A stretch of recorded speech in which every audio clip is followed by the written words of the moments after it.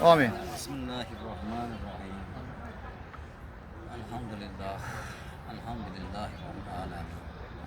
Wassalatu wassalamu ala sayyidina va nabiyina Muhammadin va ala alihi va ashabihi. Alloh o'zingga hamd sanolardan bo'lsin. Bizlarni ushbu ulug' namazimiz qo'lni topgan yurtda jamoatga jamlab qo'yding, rizqlantirding. Nafslarga orom olding, ortiq chiqdi. O'zingga hamd sanolardan bo'lsin. Allohim bizlarni barchalarimizni murodlarimizni o'zing hosil qilgin.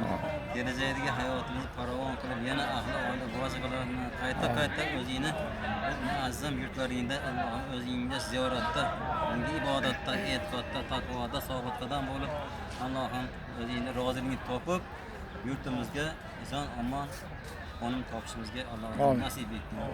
Allohim bizlarga bir bosh bo'lib turgan eli boshiga hozir bo'lmizga Allohim umrlariga, rizqlariga, iymonlariga, e'tiqodlariga, taqvolariga bundan-da ziyoda mollariga, jonlariga baraka berib, kelajakdagi hayoti Alloh taologa qo'shmadan qo'sha qilib, ahli oilasi bilan, o'g'il qizli bolalaari bilan ota-onasini qo'ynida uzoq yillar, uzoq umr ko'rib shu singari yurtni xizmatida bardavom bo'lishga Alloh nasib etsin.